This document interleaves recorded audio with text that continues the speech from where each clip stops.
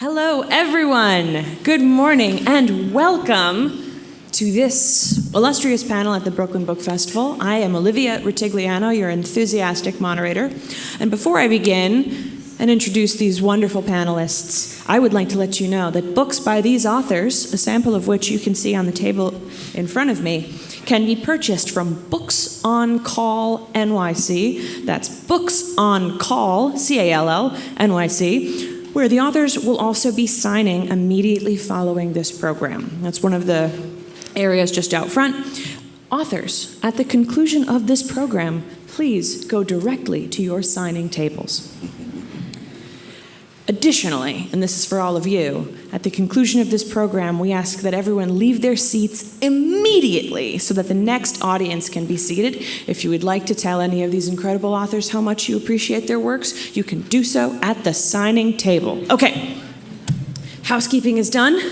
I would like to introduce these wonderful novelists. I'll start on the far side. Dwyer Murphy is the author of An Honest Living and The Stolen Coast, both of which were New York Times Editor's Choice selections. His latest book is The House on Buzzards Bay, which was released in June 2025. Murphy is the editor-in-chief of Literary Hub's CrimeReads vertical, the world's most popular destination for thriller readers, and he was previously an emerging writer fellow at the Center for Fiction. He is also literally my boss, so please, anytime he says something, like a lot of applause, please. Okay.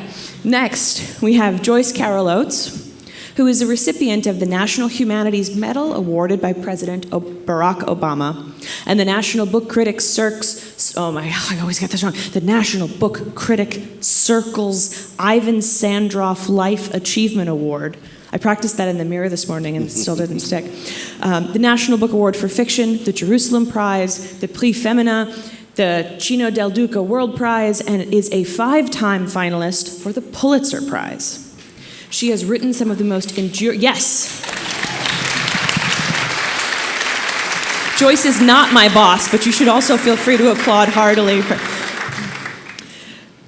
She has written some of the most enduring fiction of our time, including the bestsellers Blonde and We Were the Mulvaneys.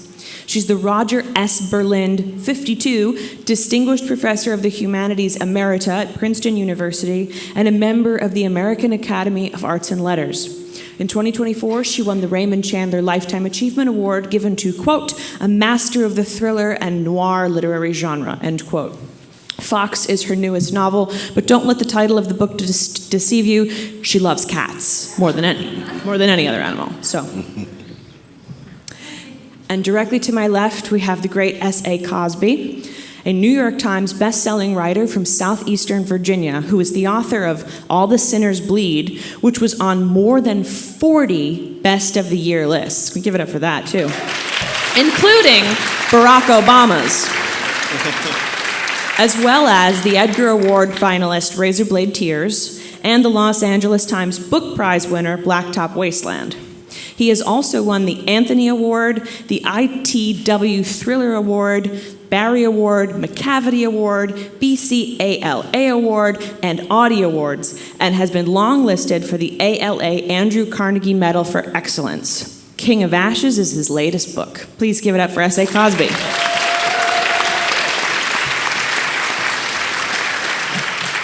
All right, now we begin.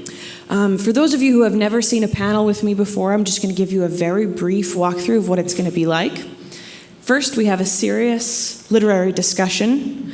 Then I'm going to open it up to some questions from the audience. And then we will end with a lightning round of rapid-fire questions intended to shock and embarrass our illustrious participants. Amazing. Okay. I would like to open my first question up to everyone.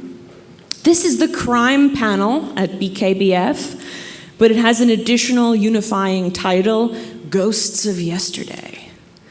As all of these books deal with themes of long-held secrets, the past bubbling up to the present, and sins of one's father finding their way to the sons, etc., etc.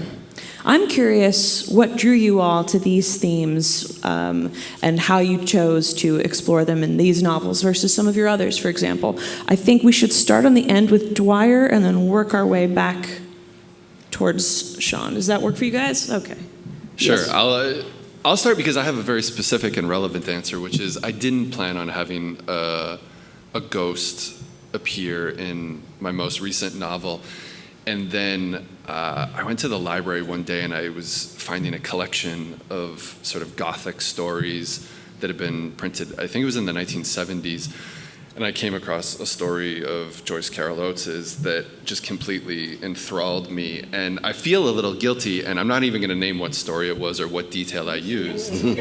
But I feel guilty because I just lifted a detail from that story that really entranced me and kind of, used it to my own purposes. So there's a reason why we're having this in the courtroom. Yeah. This is how we're actually testifying. I feel really embarrassed. I'm thrilled to be here. But honestly, I think I introduced a ghost into the story who then ended up, having all sorts of different effects on the characters. But really, the original impetus was just reading a story of yours. So thank you. Which story was it? I'll tell you all of my secrets later. Joyce, are you about to say you included the themes of haunting in the past in this novel because you read one of Dwyer's?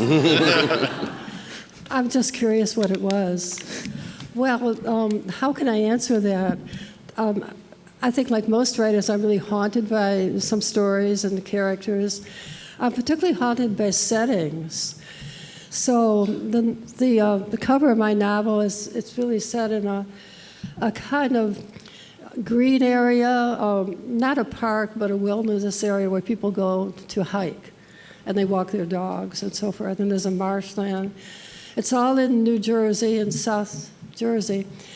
And I think I was walking in this area that I go, which is sort of semi-wild, and I saw turkey buzzards circling the air, which is not that uncommon in New Jersey. And I was sort of fantasizing, if I kept hiking, might I find a body? And in these circumstances, it's usually a deer carcass or an animal carcass. But what if it were a human being? So that was actually the opening of the novel is like the first page where somebody is in this place, and then, as in a movie, we see a vehicle coming toward us, and it parks, and somebody gets out. So it's like a movie setting, then inhabited by the rest of the novel. Mm-hmm. Thank you. I love that. I think for me, I'm a Southerner, and Southerners are haunted by the past constantly. William Faulkner I think I'm going to butcher it, but he said the past is never truly dead. It's not even really the past. And so for me, the idea of family lore, of legends, of myths that we tell ourselves, we tell our families, I think is a part of that sort of Southern storytelling tradition, whether it's in a book or whether it's sitting around a fire, grilling barbecue. There's all these stories that are sort of remnants of the people that came before us. And so for me, I wanted to write a story that felt sort of epic, sort of had a Godfather influence, which is funny because we're sitting here and I feel like I should be like, I'm just a simple olive oil importer. But also I wanted to write a story that dealt with secrets and the corrosive nature of secrets. A friend of mine who read the book in the early draft said, if the three of these siblings would just talk to each other, the book would be over in 10 minutes. And I think one of the things that influenced the book, I was listening to President Obama and Bruce Springsteen's podcast, and I love all music, but I'm a big Springsteen fan. And he said something about ghosts that haunt you. He said, you've got to take the ghosts that haunt you and turn them into ancestors that walk beside you. And I was thinking, yeah, but what if those ancestors are still really angry with you? And so that was sort of the non-supernatural genesis of the book. But, I remember growing up and hearing a story in my family. There's a legend that my great-grandfather's son was murdered. He was lynched. And the story is that my great-grandfather waited 12 years. And then I live in the Chesapeake Bay. And I've come from a family of watermen, fishermen and stuff. And so the legend is that he waited 12 years. And instead of fishing, he hired his boat out as a charter boat. and he took the man who killed his son and the man's son out on the boat, and the three of them went out, and only one person came back. And so, and he was like taken in charges and stuff, but they could never prove anything. And I remember my grandmother telling me that story, and I asked my uncle, I said, "Is that true?" And he said, "If it ain't, it should be." So. Thank you all. Thank you so much. And now I'm going to ask about the more literal genesis of these stories. Once you had the atmosphere, once you had the questions and the feelings that you wanted to corral in a novel, how did you go about actually building the characters and the worlds and setting all of the structures in place?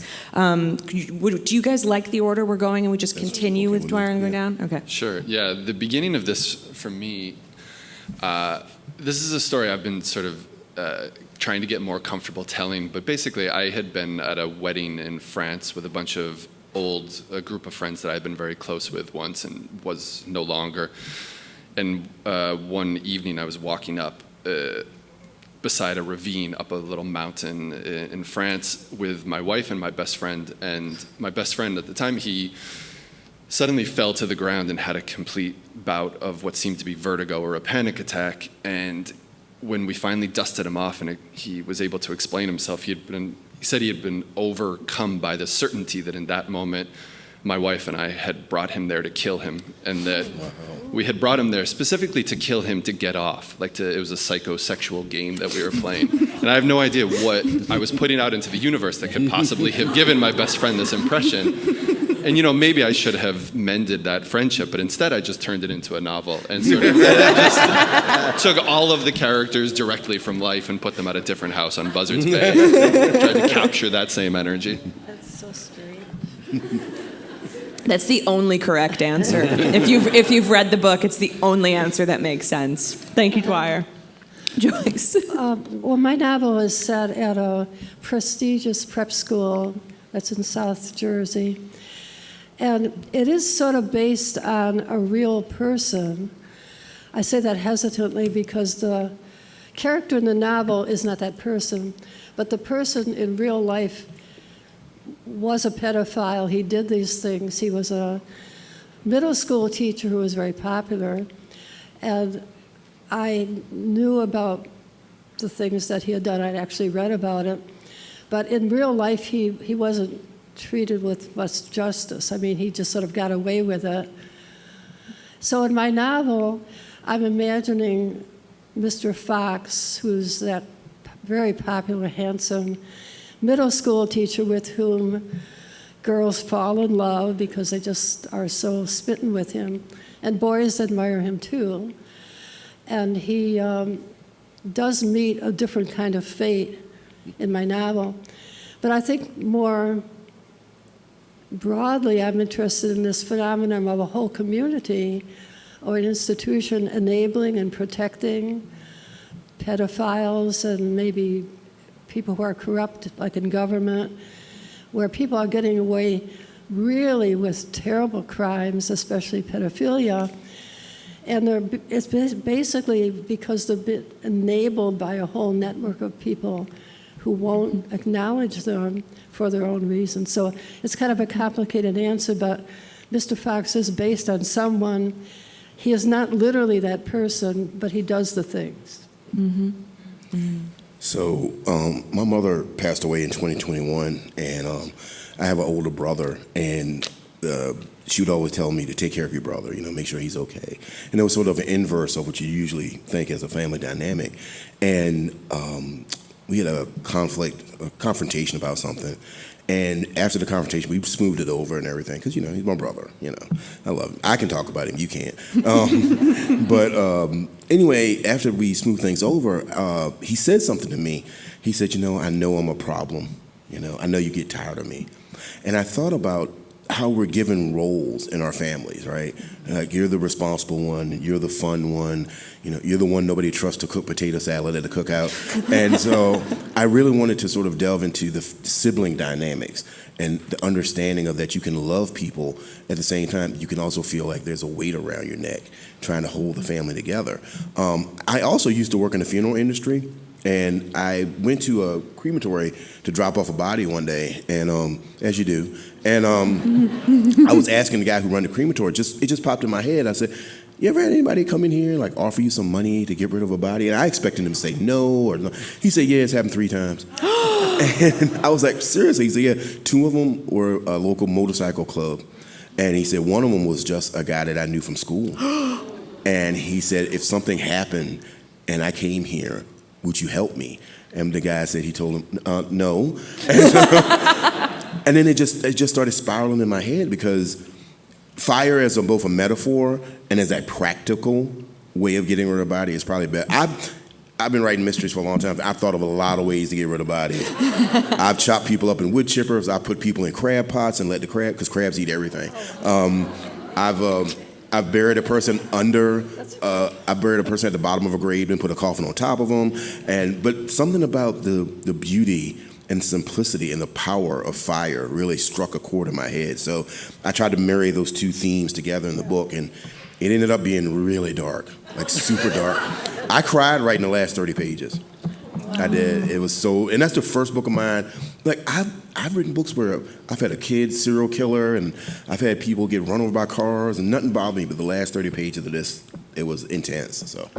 Wait, Sean, has anyone ever come to you about a body, because you would be a pretty good person to come to, it sounds like. It's so funny, because I have a friend, we were sitting around drinking one night, and he was joking, or I thought he was joking. He said, "Yeah, man, you're one of my good friends. I can call you up at 2 o'clock in the morning. You help me move a body." And I kind of laughed about it. I'm like, "Yeah, man, yeah."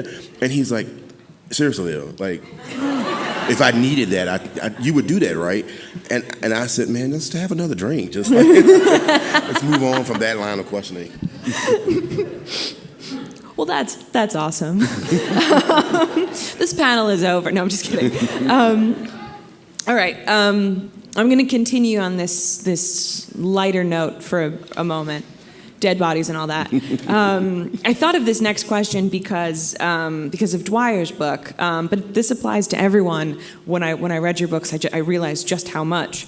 So an amusing thing about Dwyer's novels, all 3 of them, is that he's kind of always the narrator protagonist, and his wife is kind of always the character's wife. And I'm always interested in how specific characters come to life, et cetera, but I'm also interested in how characters get named. And all 3 of these novels have really fascinating character name choices. I mean, in King of Ashes, we've got, Roman and Dante Carruthers, and all the awesomely named characters at Trouts, and, Torrent and Tranquil and Yellow Boy, and in Joyce's novel, we have Francis Fox and Detective Horace Zwender, and I love that name. I know. Just names that you wouldn't encounter in real life, but it would be amazing if you did. Like one time in college, I had a math professor named Florian Pop, and I know. And in Dwyer's novels, Dwyer always seems to be coming up with names that are as real as possible, especially given your first novel, in which your narrator is kind of named Dwyer Murphy. Yeah, and I just end up, to be specific, I write, in all of the novels, I write the characters with the real names of the real people that I'm using as some germ for them. And then at the very last minute, I change them all to something. And usually I try to let the person who I named choose the name that they're going to have appear in the book. So in the new one, this was, the character's name was Carolina, which is my wife, until maybe a day before we had to really set it. And then she chose Valentina and instantly regretted it. And has really been upset about it. And then also, I think in this one, I probably didn't show her the final drafts where the horrible things she was doing in this book. And, the earlier books had been a much more strictly flattering, romantic portrait of her. And this one, she gets up to some shit. And I think I do worry about that in the future. But basically, I give everybody who I just use their names until the very last minute and then let them choose what they want. Mm-hmm. You have way too many characters. No, I can't even imagine doing that. I'm just sort of sitting here thinking about it. My students at Princeton, and I just teach various places, but sometimes they do things like that. They write like a confessional story that's really lurid and kind of disgusting, and they have real names in it. And I asked them, that's not your family, is it? She says, yeah. I said, maybe you had better rethink this and change those names. And so, they say, oh, well, okay, I will. Okay, but do you think, so somebody told me once that if it's a somewhat unflattering portrait of a person, you just need to change one identifying characteristic about them so that rather than having been born in Albany, they were born in Scranton, and they'll never recognize themselves because we just don't see ourselves that way. And also I've manipulated them in ways that are unreal. But do you think it's okay, Joyce, what I'm doing? Well, I would not probably do that myself. I don't write about real people, Right. and it's more like imagined, but you don't know who's out there. You don't know who's in the room. I mean, basically, you're throwing your life like dice because it just takes one person. Very often, people see themselves in something where they're not there at all, and you're kind of inviting. Good luck. I actually think this would be a great opening to a novel or movie, like a debate about whether or not to base a character on a real person, and there's someone lurking in the back who's gathering this intel. I can give an example. There are people who write to me sometimes, and they say they think that they're in my novel. And one woman who lives far away, fortunately, she thinks that I send her messages. Oh my God. And she's wondering, why did I tell her about something this morning? And, you're just taking it for granted that people are normal and have a sense of humor, Right. but actually the world is teetering in ways that are very hallucinatory and paranoid. And it's not that I'm saying that anything's going to happen. I'm sure it won't happen, but No, I'm fascinated at your perspective, honestly. I would be really worried. A lot of people in my hometown, once my book started selling, would approach me and want to be in the stories. And I'd be like walking in Walmart getting like bread and hot dog buns, and somebody would come up, hey, put me in your next book. And I'm like, do you read my books? Because it doesn't end well for a lot of people. They have a tendency to get hit in the face with shovels. And so but the names are really important to me. All my characters' names. I named Beauregard that in Blacktop Wasteland because I was reclaiming that name for an African-American character. Ike and Buddy Lee in Razorblade Tears. Buddy Lee is a generic name. When you hear it, you have an instant vision of what that character's like. Ike is like Isaac and Abraham, and the idea of sacrificing yourself or sacrifice your son to this altar of redemption. Titus Crown and All the Sinners Bleed. Titus means king, and Crown obviously means king because Titus is, in many ways, he is a king in that book, but he's a benevolent king. He bears the weight and he takes the hits. Roman in All the Sinners and King of Ashes. I named him because a lot of what Roman does in his book is him trying to maintain or create a moral clarity. But like the Roman Empire in its last days, he's fooling himself that what he's doing is right. Nevaeh, his middle sister, is heaven backwards. And she's sort of stuck in this purgatory of this life that she doesn't want to lead, but she feels like she has to. And of course, Dante, is Dante's Inferno. He's the one that gets them all into it. He's the one that brings them into hell. So names mean a lot in my books. But it's funny, I have a character in All the Sinners Bleed, Titus's ex-girlfriend that comes to town. Because in the book, All the Sinners Bleed, it's a serial killer book, and it's a true crime podcaster that comes to town to interview Titus, and she's his former girlfriend. And I've had like 4 ex-girlfriends reach out to me and ask me, is that them? And I don't know why, because none of them look like the way I described the character. And like one of them was like, I know it's me. I know you can't tell anybody. I'm like, if you want to put that shoe on and wear it, go ahead and walk. I'm not going to stop you. Some free PR. That's excellent. No such thing as bad press. I'm kidding. Okay, so how are we doing on time? We got 20 minutes. Oh, yes. Okay, great. So I also am very curious about how, related to the names, you built these particular narrative voices, which are all so incredibly distinct. I mean, Dwyer's is first person, but has a very sort of erudite, hard-boiled edge to it that goes very nicely with the sort of airs of like wildly atmospheric confusion and tension and ghostliness. And Sean, your rich interiority told through the third person that takes us inside, takes us inside Roman's emotions even more than it takes us inside his plans, is so fascinating. The way you toggle back and forth between this extreme identification and this sort of removal. And Joyce, yours is third person, but it's so interrogative. I mean, the narrator is also asking questions of the characters and of the narrative itself. These are just such distinct narratorial positions. I was wondering at how you arrived at those. So I'll start. I sort of just, for all of the books, I've used the first person always, however the story morphs from there. But I'd had a long conversation with a writer I admire called Daniel Woodrell a long time ago, and he had urged me to always remember that whatever kind of narrative voice you're using, there needs to be a human behind that voice, whether it's third, first, whatever the structure is exactly.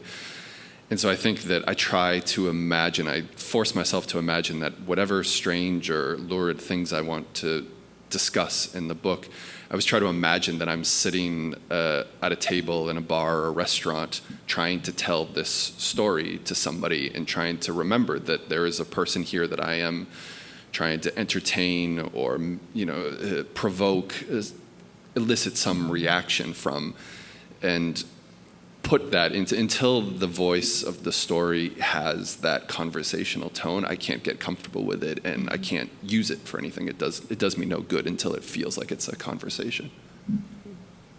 Well, my novel is imagined as a kind of movie, and there's a camera eye that's moving around. So I was speaking about the setting where a vehicle comes into, we're already in the scene, and the vehicle comes toward us.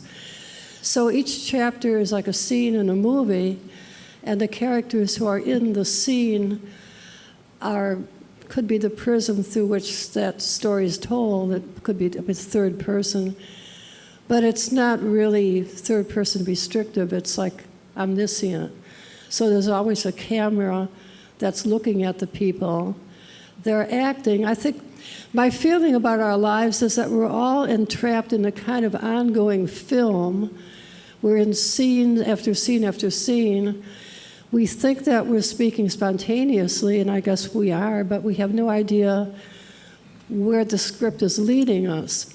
I think because I have lived quite a while, I've come to see that that probably is one of the bedrocks of our experience.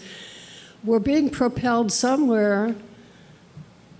We try to pretend that we know what we're doing and where we're going, but actually we don't know what's going to happen in the next half hour or tomorrow morning. We don't know what's going to happen. So we're actually all in a kind of collective movie.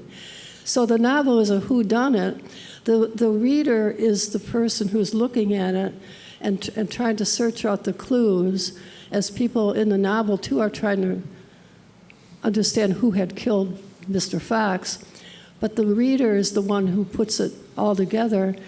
And the reader is really the only one who will know at the end of the novel. Everybody else has a partial view, and some of them are quite mistaken, but the reader will know at the end. I think, I like what Dwyer said, because I think of writing as sort of this long lineage of, we started telling stories around campfires in caves, right? Alan Moore said something similar to that when you become a writer, you become a part of a lineage that goes back to the beginning of civilization. Stories are how we understand each other, how we understand our society. But specifically for this book, what I did, when I'm doing third person, I'm using a very prosaic sort of purple prose, because I wanted, it sounds so arrogant, but I wanted it to feel epic. I wanted it to feel like an epic story. I wanted it to feel like a Greek tragedy, a Shakespearean play. And so the third person is over the top prosaic. I'm using a lot of floral language, a lot of esoteric words. But then when the siblings are talking to each other, it's just regular conversational talk. It's just, siblings picking at each other and joking at each other, but also loving each other and caring about each other. So there's a distinct difference. When you slip back into the third person, I want you to feel like, like you're sitting there and, you're reading something or you're being told a story, by Homer or by Griot or by, a grandfather that's telling you this legend, this saga that happened to this family. But to Joyce's point, when you're in their world, it's just regular talk. We don't realize that our lives are epic. And so what we think is mundane, what we think is something. It's funny, I love the story of the watch in Pulp Fiction. And it's just this watch, but Christopher Walken creates this whole entire lore behind it from a simple watch that somebody's grandfather had. And so when you're reading the book, I hope that you feel that even though Dante and Roman and Nevaeh don't understand that they're an epic, they are. And the choices they make are profound and have profound effects. So using that sort of distinction between the third person and the conversational dialogue was something I really tried to work on to sort of create that sense. Thank you so much. I have 2 more questions, and then we're going to open it up to the audience, and then we are going to, I'm going to collect these, and then we're going to do the lightning round.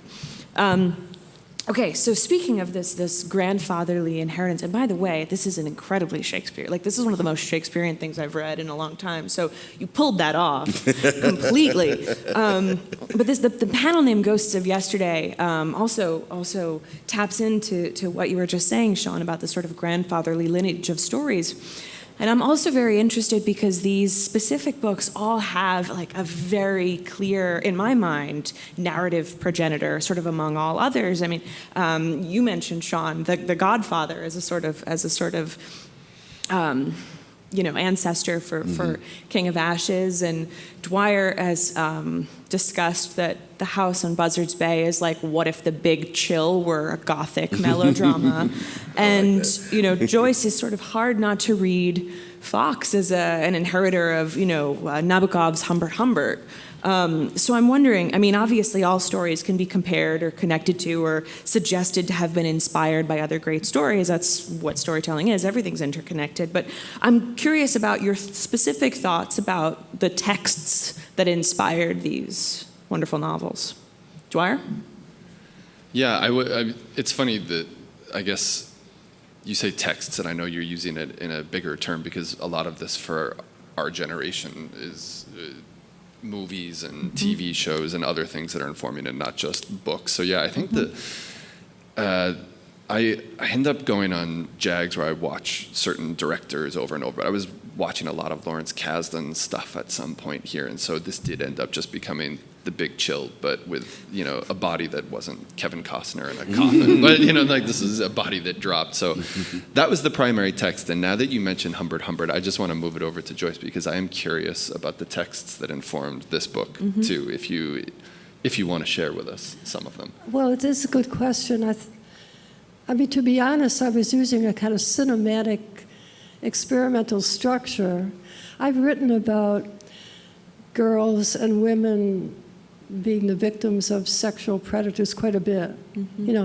It's basically what you experience in your own life, either personally or the lives of your women and girlfriends. So my subject is not really from books. It's more from growing up in a certain culture in Western New York. So naturally, I've always been writing about this subject. The fact that Nabokov wrote Lolita would be sort of an impediment for me, a reason why I wouldn't want to write it. But my character Fox is one voice in the novel, but the girls who are his victims also have a voice. And one or two of them really have strong voices. And one of them is kind of a triumphant voice.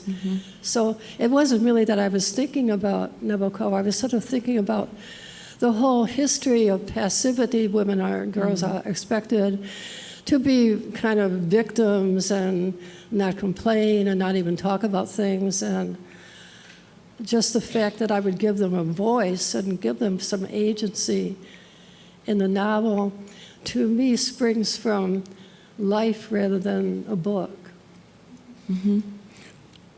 I definitely agree with that. A lot of this is in this book is about my relationship with my brother, relationship with siblings. But on a more, I guess, on like a just sort of influential path, you talked about The Godfather. I love it's not so much The Godfather movie, but the book and the idea of a character like Michael Corleone, who is smart, who is brilliant, who doesn't want to become a criminal, but then he finds out he's really good at it. Like, he's really good at being a criminal. And, it's like the idea of what do you do when you find out your life's purpose is something horrible? Now, how do you deal with that? And so, but another book, a book that was a big influence on it as well, maybe not in direct one-for-one plot, but 1,000 Acres by Jane Smiley.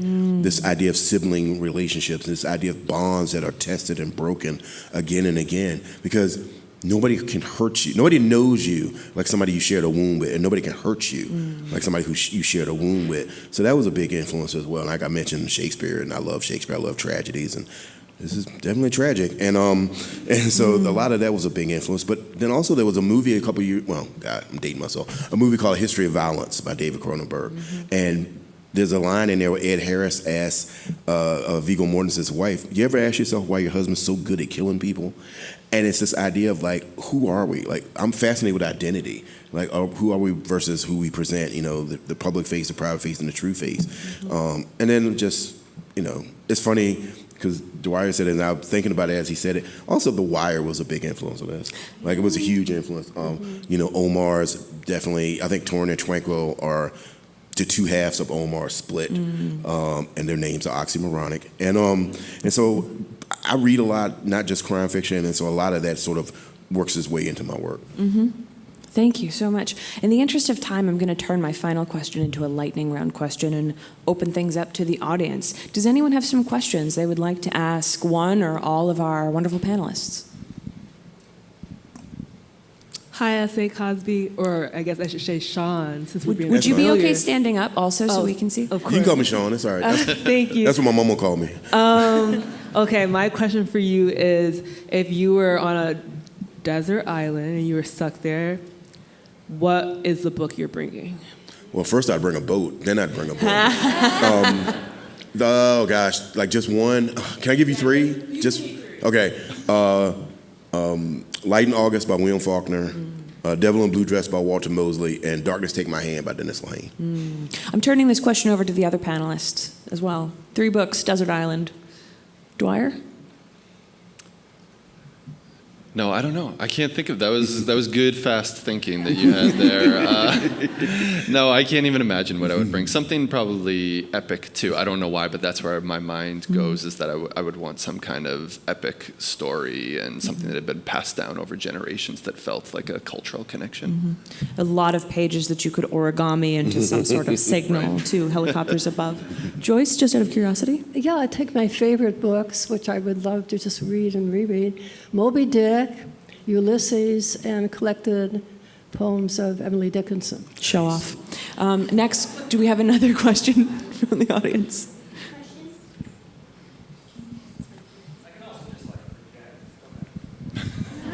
We've got a yeller, please. I love yelling in the courtroom. Hey, everybody. I guess a question for all three of you. I think I've read all your work, and it seems to me that you have a great understanding of how to take a reader along with you through everything. Like Dwyer, I'm thinking of An Honest Living, which I think with another author could be sort of, exhausting or like sort of aimless. And with that, reading it on the New York subway, I was like very in it. So I'm curious, all of you, where your like understanding of how to bring a reader along with you, where it comes from, how it's sharpened. If like in the process of editing, there were moments where you say, oh, I got to leave this on the, in my documents folder, that's not making the real thing. Just how that like sense has evolved over time. Yeah, I had a very specific awakening at one point that I had no more charm for the world except the charm that I was going to use on my wife or my books. And to everyone else, I'm just kind of uninteresting and dull and rude.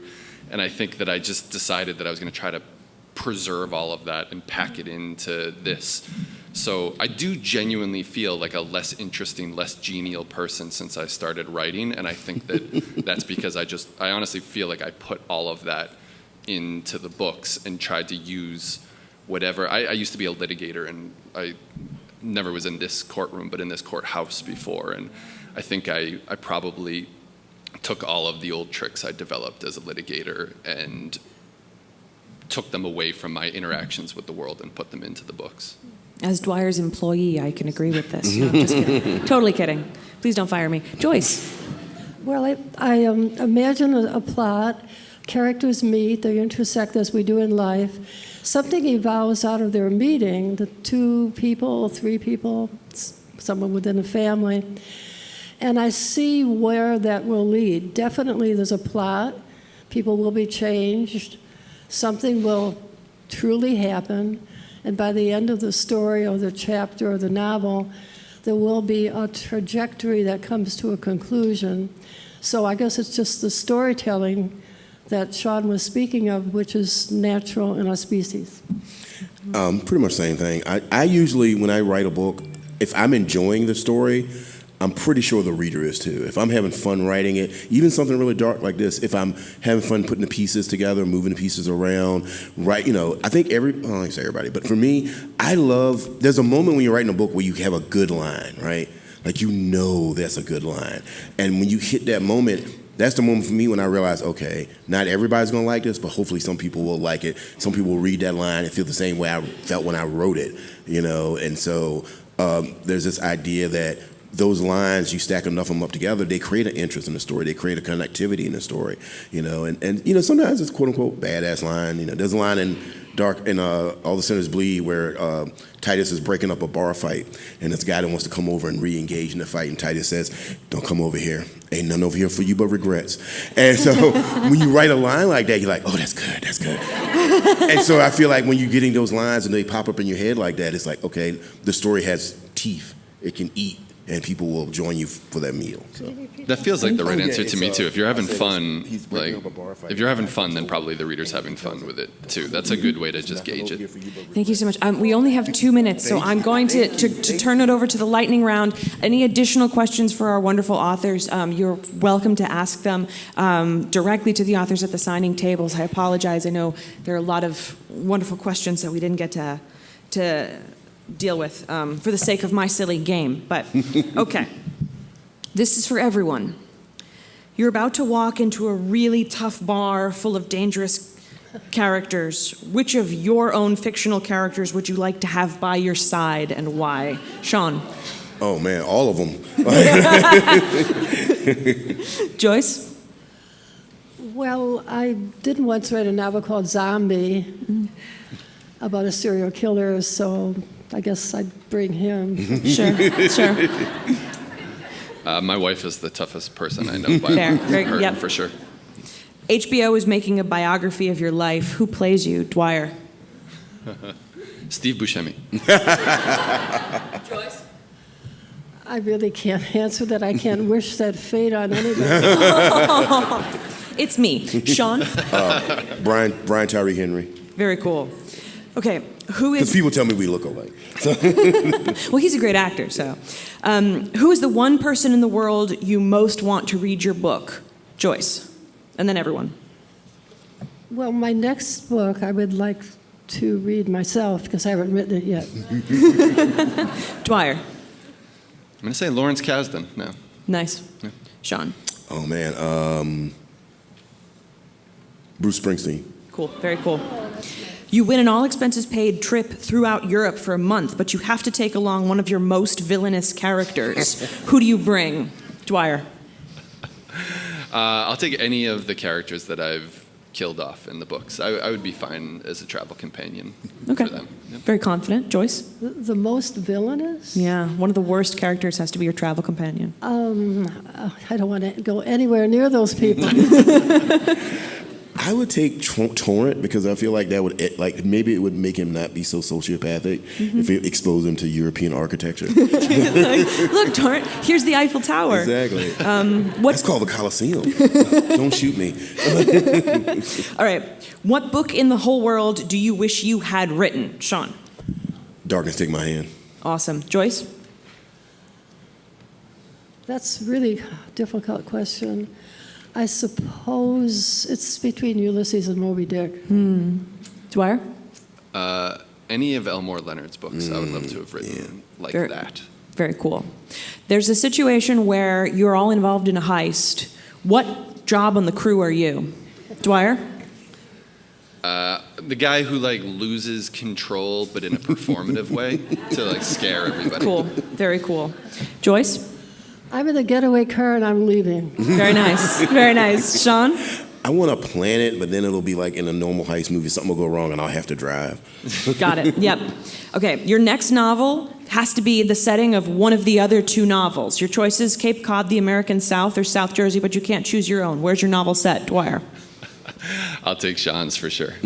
No offense to Jersey, but I'll take Sean's. American South, got it. Joyce?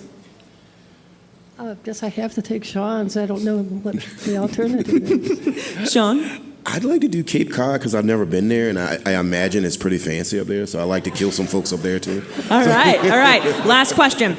You're walking, as Joyce suggested earlier in our first bit of discussion, you're walking in the woods when you stumble on a dead body and it's one of the worst people you ever met. How do you react, Dwyer?